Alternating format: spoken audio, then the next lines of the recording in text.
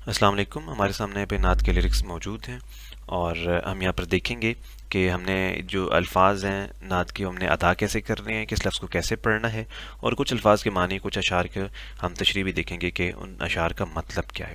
ہمارے سامنے یہاں پر موجود ہے سب سے اولا و اعلیٰ ہمارا نبی. تو آپ کو سب سے پہلے یہ پتہ ہونا چاہیے کہ ہم اس کو پڑھ کیسے رہے ہیں، اور آپ یہ جو میں چیزیں پڑھ رہا ہوں اس کو غور سے سنیں گے تو آپ کو سمجھ آ جائے گی کہ ہم نے کس لفظ کو کیسے پڑھنا ہے. سب سے اولا و اعلیٰ ہمارا نبی. اولا الگ لفظ ہے، اعلیٰ الگ لفظ ہے، بیچ میں واو آئی ہوئی ہے، اس کو ملانے کے لیے اولا و اعلیٰ ہمارا نبی. تو یہاں پر آپ صلی اللہ علیہ وسلم کی بات ہو رہی ہے کہ آپ صلی اللہ علیہ وسلم کی جو ذات ہے وہ بلند ہے، اعلیٰ ہے، سب سے بلند ہے، سب سے اونچی والی ہے. اور اولا بھی کہتے ہیں جو ایسی ذات جس کا مقام، جس کی فضیلت سب سے پہلے ہو. تو یہ آپ صلی اللہ علیہ وسلم کی ذات ہے، اولا و اعلیٰ ہمارا نبی. پھر ہے سب سے بالا و اعلیٰ ہمارا نبی، سب سے بالا و والا ہمارا نبی. یعنی یہ بھی بلندی کے مطلب میں ہے کہ آپ صلی اللہ علیہ وسلم کا مقام سب سے بلند ہے اور آپ سب سے منفرد شخصیت ہیں.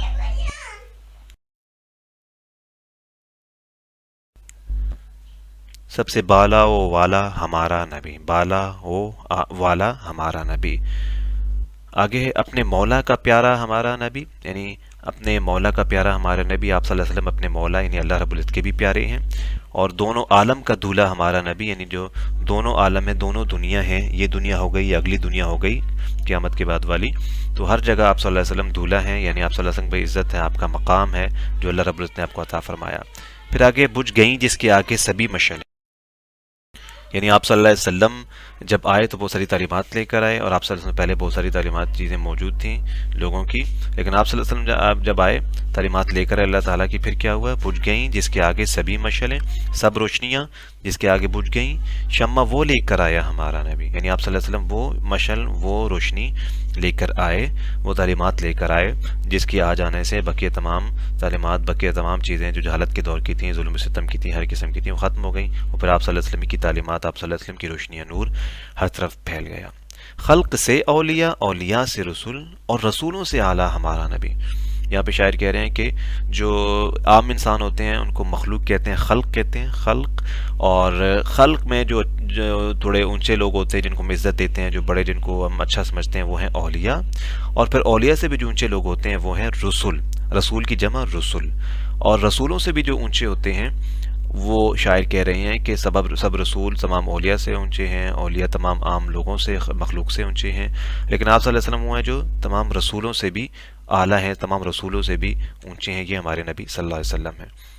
جیسے سب کا خدا ایک ہے ویسے ہی ان کا، ان کا، تمہارا، ہمارا نبی. یعنی جیسے سب لوگ ایک ہی اللہ کو مانتے ہیں، بے شک باقی چیزوں میں ہم لوگ کئی چیزوں کو مانتے ہوں، لیکن جب اللہ کی بات آتی ہے تو ہم سب مل کے کہتے ہیں کہ ہمارا ایک ہی اللہ ہے، چاہے ہم کسی بھی جگہ سے ہیں، کسی بھی علاقے سے ہیں، سب کا اللہ ایک ہی ہے. تو اسی طریقے سے آپ صلی اللہ علیہ وسلم کی بھی شان ہے کہ سب لوگ آپ صلی اللہ علیہ وسلم کو بھی مانتے ہیں، چاہے ادھر کے لوگ ہوں، چاہے ادھر کے لوگ ہوں، چاہے کسی بھی طرح کی نماز پڑھنے والے ہوں، کسی بھی عقیدے کو ماننے والے ہوں، کسی بھی علاقے کے ہوں،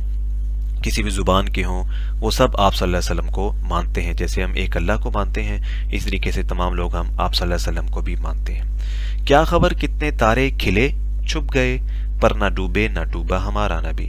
اب اسی طریقے سے جس طرح آپ صلی اللہ علیہ وسلم آئے تو پہلے بہت سے لوگ آئے جو جن لوگوں نے نبوت کا دعویٰ بھی کیا، نبی بننے کی کوشش بھی کی، اور بڑے بڑے کام کر کے دکھائے اور کیے، لیکن وہ تمام چیزیں ختم ہو گئیں، وہ لوگ بھی ختم ہو گئے. لیکن آپ صلی اللہ علیہ وسلم کی ذات ایسے، آپ صلی اللہ علیہ وسلم کا کام ایسا تھا جو اس وقت بھی اونچا تھا، اور وہ اب تک ہم دیکھتے آ رہے ہیں، اور آگے بھی یہ جو کام ہے آپ صلی اللہ علیہ وسلم کی تعلیمات ہیں اور آپ صلی اللہ علیہ وسلم کی شان ہے، یہ نہ کبھی ڈوبے گی نہ ڈوبی تھی، اور یہ قیامت تک جاری رہے گی. آگے ہے غم زدوں کو رضا مژدہ دیجیے کہ ہے. یہاں پر ہمیں ایک نشان نظر آ رہا ہے اوپر رضا کے اوپر، اور یہ بتاتا ہے کہ یہ شاعر کا نام ہے یا تخلص ہے، یعنی وہ چیز جو شاعر اپنی اشعار کے اندر استعمال کرتا ہے. وہ کوئی بھی لفظ ہو سکتا ہے، اس کا اپنا نام ہو سکتا ہے، کوئی اور جو بھی لفظ جو اس نے رکھا ہو. تو اس کا مطلب یہ ہوتا ہے کہ یہاں پر یہ شعر کے اندر اس کا کوئی مطلب نہیں ہے، بلکہ صرف یہ بتانے کے لیے کہ یہ شاعر نے اپنا نام یا اپنا تخلص استعمال کیا، یہ بتانے کے لیے کہ یہ میرا شعر ہے.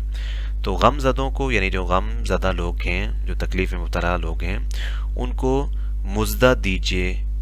آپ صلی اللہ علیہ وسلم ان کو مژدہ دیتے ہیں. مژدہ ہوتی خوشخبری، پریشانی دور کرنا، اچھی خبر دینا. تو آپ صلی اللہ علیہ وسلم کے بارے میں شاعر کہہ رہے ہیں کہ غم زدوں کو آپ صلی اللہ علیہ وسلم مژدہ دیتے ہیں. اور کیا مژدہ ہے؟ کہ بے کسوں کا سہارا ہمارا نبی، کہ آپ صلی اللہ علیہ وسلم تمام بے سہارا لوگوں کا سہارا ہیں اور ان کی مدد کرنے والے ہیں.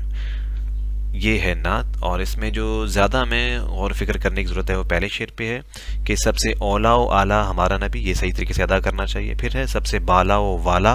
ہمارا نبی. تو جب اس کو دیکھ کے پڑھیں گے اور ایک دفعہ سن کے بھی اس کو ہم پڑھیں گے صحیح طریقے سے تو ہمیں صحیح طریقے سے یہ پڑھنا آ جائے گا. اس کے بعد ہے نبی کا لب پر جو ذکر ہے بے مثال آیا کمال آیا، جو ہجر طیبہ میں یاد بن کر خیال آیا کمال آیا. کہ ہم آپ صلی اللہ علیہ وسلم سے محبت کرتے ہیں اور آپ صلی اللہ علیہ وسلم کا جو ذکر ہے وہ بھی ہمارے لیے بہت اچھی چیز ہے، ہم اسے پسند کرتے ہیں اور اس سے ہمیں سکون ملتا ہے، اور اس کو ذکر کو بھی ہم کر کے ہم اللہ رب العزت اپنے گناہوں کو بخشواتے بھی ہیں، اللہ رب کو خوش بھی کرتے ہیں اور آپ صلی اللہ علیہ وسلم سے پیار کا اظہار بھی کرتے ہیں. نبی کا لب پر جو ذکر آیا، یعنی آپ صلی اللہ علیہ وسلم کا جو ہمارے زبانوں پر ہمارے منہ پر جو ذکر آتا ہے ہم آپ صلی اللہ علیہ وسلم کو یاد کرتے ہیں، وہ ایسا ذکر ہے جو بے مثال ہے اور ایک بڑی کمال چیز ہے، بہت بلند چیز ہے. جو ہجر طیبہ میں یاد بن کر خیال آیا کمال آیا، جب ہم مدینہ پاک جاتے ہیں تو مدینہ پاک میں آپ صلی اللہ علیہ وسلم سے اور ہمارا قریب تعلق ہو جاتا ہے. جب وہاں سے واپس آ جاتے ہیں جو دوری ہوتی ہے اس کو ہم ہجر کہتے ہیں. تو ہجر طیبہ یعنی مدینہ سے دوری، طیبہ سے دوری، طیبہ کی یاد آنا. تو ہجر طیبہ میں یاد بن کر جب ہم طیبہ سے واپس آئے تو ہمیں وہ جو یاد آ رہا تھا، طیبہ مدینہ یاد آ رہا تھا، تو اس کی جو یاد تھی اس کے بارے میں شاعر کہہ رہے ہیں کہ ہجر طیبہ میں یعنی مدینہ سے دور ہو کر ہمارے جو یاد میں خیال آیا، جو ہم نے یاد کر کے روضہ پاک کو یاد کیا، یاد کر کے آپ صلی اللہ علیہ وسلم کی ذات کو یاد کیا، اپنے ذہن کے اندر وہ تمام چیزیں لے کر آئے جو ہم مدینہ طیبہ میں، طیبہ پاک میں وہاں پر دیکھ کے آئے تھے، وہاں پر جو مزے لے کر آئے تھے، وہ تمام چیزیں جب ذہن میں آتی ہیں تو شاعر کہتے ہیں وہ بھی بڑی کمال چیزیں ہیں، وہ بھی بڑی انوکھی چیزیں ہیں. ایسی چیزیں عام طور پر نہیں ہوتی، ایسے خیالات، ایسی یادیں بھی عام طور پر نہیں ہوتی. تیری دعاؤں ہی کی بدولت عذاب رب سے بچے ہوئے ہیں. یعنی آپ صلی اللہ علیہ وسلم کی شان بیان کی جا رہی ہے کہ آپ صلی اللہ علیہ وسلم ہمارے لیے دعا فرماتے ہیں رو رو کر، اور وہ چاہتے ہیں کہ ہم لوگ اچھے کام کرتے رہیں اور ہم لوگ جو ہے اچھے راستے پر رہیں. تو آپ صلی اللہ علیہ وسلم کی ذات ایسی ہے کہ آپ صلی اللہ علیہ وسلم کو جب اللہ نے بھیجا تو ساتھ آپ صلی اللہ علیہ وسلم کو یہ بھی شان عطا فرمائی کہ جس طریقے سے پچھلے نبیوں کی امتوں پر عذاب آ جاتے تھے، طوفان آ جاتے تھے، آندھیاں آ جاتی تھی، سیلاب آ جاتے تھے اور وہ لوگ تباہ کر دیے جاتے تھے اور تباہ کر دیے گئے، تو آپ صلی اللہ علیہ وسلم کے امت میں بھی ایسے لوگ ہیں اور کچھ اس امت میں یہاں پہ پھر نافرمان لوگ بھی ہیں، کافر بھی ہیں. لیکن آپ صلی اللہ علیہ وسلم کی شان یہ ہے کہ آپ صلی اللہ علیہ وسلم نے دعا کی ہوئی ہے کہ یا اللہ میری امت کو ایسے عذابوں سے محفوظ فرمانا. تو ہم آپ صلی اللہ علیہ وسلم کی یہاں پہ شعار بیان کر رہے ہیں کہ آپ صلی اللہ علیہ وسلم کی دعاؤں کی وجہ سے اللہ رب العزت ہم پر عذاب نہیں بھیج رہے، اور یا ہمارے ارد گرد جو لوگ ہیں، جو کافر لوگ ہیں، ان پر بھی عذاب نہیں آ رہا کیونکہ آپ صلی اللہ علیہ وسلم کی امت یہاں پر موجود ہے. اور پھر شاید دوسری جگہ بھی کہہ رہے ہیں جو حق میں امت کے تیرے لب پر سوال آیا کمال آیا، کہ امت کی حق میں یعنی ہمارے حق میں ہمارے لیے آپ صلی اللہ علیہ وسلم نے جو اللہ رب العزت سے دعا کی، اپنے لبوں پر اپنے ہونٹوں پر جو کلمات لے کر آئے دعا کے، اللہ رب العزت سے سوال کیا کہ میری امت کو بخش دیں، میری امت کو عذاب سے محفوظ رکھیں. تو شاعر کہہ رہے ہیں یہ بھی بڑی کمال چیز تھی، یہ بھی کمال آپ صلی اللہ علیہ وسلم کی ذات ہے جو ہمارے لیے اس طرح سے فکر کرتے ہیں، اور پھر آپ صلی اللہ علیہ وسلم کی دعاؤں کو اللہ رب العزت نے قبول بھی فرمایا. آگے ہے غرور حوروں کا توڑ ڈالا لگا کے ماتھے پہ تل خدا نے. غرور حوروں کا توڑ ڈالا، اور غرور ہمیں پتہ ہے اچھی چیز نہیں ہے اور بڑا پن جو ہوتا ہے، اور حوروں کا غرور. اب حوریں جو ہیں وہ جنت کی خواتین ہیں، جنت کی پریاں ہیں، اور یہ وہ خوبصورت چیزیں ہیں جو جنت میں جا کے پھر عطا ہوتی ہیں، اور وہاں پر جس طرح باقی چیزیں ہیں اور باقی رشتے ہیں وہاں پہ حوریں بھی ہوتی ہیں. تو وہ خوبصورت اللہ تعالیٰ نے بنائی ہیں چیزیں، اور ان کا شاعر کہہ رہے ہیں غرور ہوتا ہے کہ ہمیں اللہ رب العزت نے خوبصورت بنایا اور ان جیسی خوبصورتی دنیا میں کہیں بھی نہیں ہے. تو شاعر کہہ رہے ہیں کہ غرور حوروں کا توڑ ڈالا لگا کے ماتھے پہ تل خدا نے. یعنی آگے بات جو اسی شعر میں بتا رہے ہیں کہ کس کے ماتھے پہ تل کی بات ہو رہی ہے، جو کالے رنگ کا غلام تیرا بلال آیا کمال آیا، کہ حضرت بلال رضی اللہ تعالیٰ عنہ جو بالکل کالے تھے، اور آپ رضی اللہ تعالیٰ عنہ کے ماتھے پر ایک تل تھا، اور اس تل کی خوبصورتی شاعر بیان کر رہے ہیں کہ یہ تل اگرچہ آپ رضی اللہ تعالیٰ عنہ کا چہرہ کالا تھا لیکن یہ تل ایسی خوبصورتی پیدا کر رہا تھا، اور آپ صلی اللہ علیہ وسلم تعلق کی وجہ سے، آپ صلی اللہ علیہ وسلم کی محبت کی وجہ سے آپ کے چہرے پر جو نور تھا. شاعر کہہ رہے ہیں کہ حوریں تو اگرچہ سفید ہوتی ہیں، اور آپ رضی اللہ تعالیٰ عنہ حضرت بلال رضی اللہ تعالیٰ عنہ اگرچہ کالے تھے لیکن اللہ رب العزت نے آپ کے ماتھے پہ تل لگا کے آپ کو ایمان کی دولت عطا کر کے، آپ صلی اللہ علیہ وسلم تعلق عطا کر کے ایسا ایک نور اور ایسا کمال عطا فرمایا کہ حوروں کا بھی غرور ٹوٹ گیا، وہ بھی حیران ہو گئیں کہ یہ کیسی خوبصورت ذات ہے، اگرچہ دیکھنے میں کالی ہے لیکن اللہ رب العزت نے کیسا ان کو نورانی اور اچھا بنایا ہے، اور اس سے حوروں کا بھی غرور ٹوٹ گیا۔ جو کالے رنگ کا غلام تیرا بلال آیا، آپ رضی اللہ تعالیٰ عنہ آپ صلی اللہ علیہ وسلم کے غلام ہیں، اور وہ ان غلام کی بھی جب ہم شان بیان کر رہے ہیں یہاں پر شاعر، تو کہہ رہے ہیں کہ یہ کیسا کمال قسم کا غلام ہے، کیسی کمال قسم کی ذات ہے حضرت بلال رضی اللہ تعالیٰ عنہ کی، جو کہ آپ صلی اللہ علیہ وسلم کے بہت ہی پیارے اور قریبی صحابی تھے۔ عمر کی جرت پہ جاؤں قرباں کہ جس سے شیطان بھی ہے لرزاں۔ حضرت عمر رضی اللہ تعالیٰ عنہ کی بات ہو رہی ہے کہ آپ رضی اللہ تعالیٰ عنہ جب اسلام کی تعلیمات کے لیے نکلے، اور جب کفار کسی چیز کے لیے آگے بڑھنے نہیں دیتے تھے اور ہر چیز روک دیتے تھے، تو عمر رضی اللہ تعالیٰ عنہ کی جرت تھی، اور آپ نے کہا کہ آپ صلی اللہ علیہ وسلم مجھے اجازت دیں کہ میں ابھی ان تمام لوگوں کو ختم کر دوں جو ہمیں روکتے ہیں عبادت کرنے سے، باقی چیزیں کرنے سے۔ اور آپ رضی اللہ تعالیٰ عنہ اتنے دلی طور پر مضبوط تھے کہ شیطان بھی آپ پر جو حملہ کرنے سے ڈرتا تھا، لرزتا تھا، یعنی کہ کانپتا تھا۔ عمر کی جرت پہ جاؤں قرباں کہ جس سے شیطان بھی ہے لرزاں، شیطان بھی کانپ جاتا ہے، آپ کی ہمت، آپ کی جرت کو دیکھ کے وہ بھی آپ کے قریب نہیں آتا۔ عمر کے آنے سے کفر پر جو زوال آیا، کمال آیا، یعنی عمر رضی اللہ تعالیٰ نے اسلام کے لیے محنت کی، آپ صلی اللہ علیہ وسلم کے دور میں بھی اور بعد میں بھی، وہ پھر ایسا ہوا کہ اسلام پھیلتا گیا اور کافر ختم ہوتے گئے، اور اس چیز کو کہہ رہے ہیں کہ یہ زوال آیا یعنی کفر ختم ہو گیا۔ تو یہ بھی کیسی کمال چیز ہے، کیسی زبردست چیز ہے، شاعر یہاں پر یہ بات کر رہے ہیں۔ آگے ہمارے پاس جو ہے وہ ہے مقطع، یعنی آخری شعر، جس کے اندر شاعر اپنا تخلص بیان کرتا ہے یا اپنا نام بیان کرتا ہے۔ نبی تو صائم سبھی ہیں اعلیٰ، رتبے سب کے عظیم و بالا، مگر جو آخر میں آمنہ کا ولال آیا، کمال آیا۔ اب یہاں پر صائم جو ہے، اس کے اوپر یہ ہمیں سائن نظر آ رہا ہے، یہ نشانی نظر آ رہی ہے، جس سے پتہ چلا کہ یہ شاعر کا اپنا نام ہے، اس نے یہاں پر ایک لفظ استعمال کیا ہے جس سے پتہ چل رہا ہے کہ یہ کس بندے کی شاعری ہے۔ تو وہ کہہ رہے ہیں کہ نبی تو صائم سبھی ہیں اعلیٰ، سبھی نبی اعلیٰ ہیں، سبھی بلند ہیں، اور سب کے رتبے بھی عظیم ہیں، بالا ہیں، خوبصورت ہیں، نرالے ہیں، انوکھے ہیں، مگر جو آخر میں آمنہ رضی اللہ تعالیٰ عنہ کو لال آیا، یعنی آپ صلی اللہ علیہ وسلم کی والدہ محترمہ، آپ رضی اللہ تعالیٰ عنہ کا جو لال آیا، آپ رضی اللہ تعالیٰ عنہ کے جو بیٹے آئے، یعنی آپ صلی اللہ علیہ وسلم، وہ ایسی ذات تھے کہ پہلے بھی نبی آئے، لیکن آپ صلی اللہ علیہ وسلم تمام نبیوں مختلف ہیں، تمام نبیوں میں بلند مقام رکھنے والے ہیں۔ تو یہ ہماری نعت ہے، اور اس کے اندر ہم نے دیکھا کہ الفاظ کو کیسے ادا کرنا ہے، اور ہم نے ساتھ ساتھ اس کی کچھ تشریح وغیرہ بھی یہاں پر ہم نے دیکھی ہے۔ اس کے بعد کچھ اور مزید نعتیں ہیں جو کہ ابھی ہم نے زیادہ نہیں پڑھی، اور جو جیسے آپ ساتھ پڑھتے جائیں گے تو آپ کو جو ہے وہ چیزیں ساتھ ساتھ سمجھ بھی آتی جائیں گی، اور آپ ساتھ ساتھ چیزیں پوچھتے بھی جائیں گے۔ یہاں پر ہمارے سامنے موجود ہیں قصیدہ بردہ شریف، جو ہم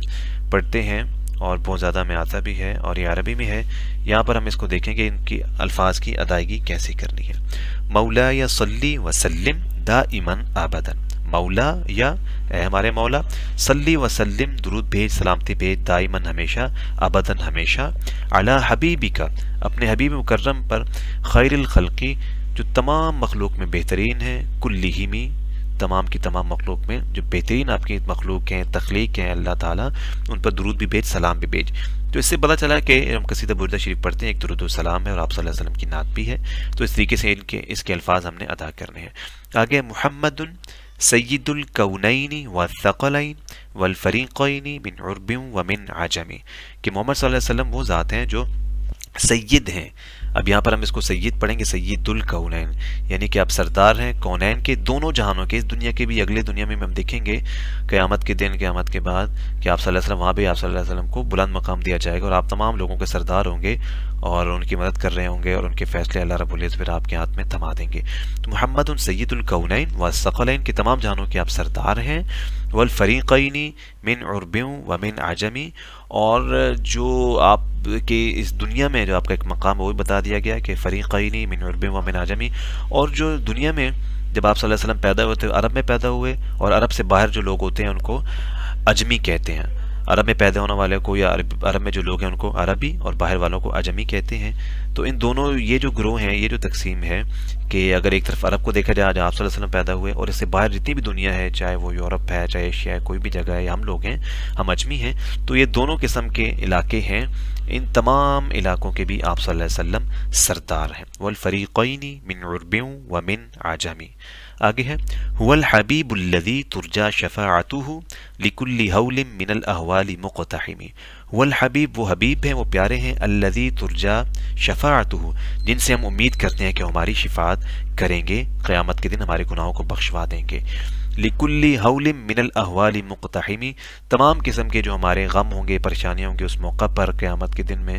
تو اس سے آپ صلی اللہ علیہ وسلم ہماری شفاعت فرما دیں گے. وَالْحَبِيبُ الَّذِي تُرْجَى شَفَاعَتُهُ لِكُلِّ حَوْلٍ مِّنَ الْأَحْوَالِ مُقْتَحِمِ. یا ربی بالمصطفیٰ بلغ مقاصدنا، یہ وہ شعر ہے جس پہ ہم ہاتھ اٹھاتے ہیں اور دعا کرنے کے جو ہے وہ انداز میں ہم اس شعر کو پڑھتے ہیں، کیونکہ ایک دعا ہے اور اس کے اندر ہم اللہ رب العزت دعا کر رہے ہیں. باقی کچھ اشعار کے اندر بھی دعا ہوتی ہے، جیسے کہ پہلے شعر کے اندر ہم اللہ رب العزت کہہ رہے ہیں کہ آپ صلی اللہ علیہ وسلم پہ درود بھیج، سلام بھیج، لیکن اس شعر کے اندر بھی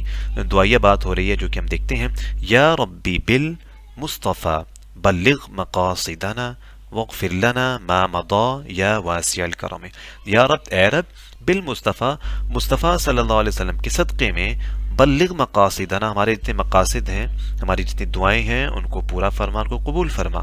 وغفر لنا، اور اس کے علاوہ ہمیں معافی فرما دے، ہماری مغفرت فرما دے. ما مضى، جو ہمارے اعمال گزر چکے، جو ہماری غلطیاں گزر چکی ہیں. یا واسع الکرم، اے بہت زیادہ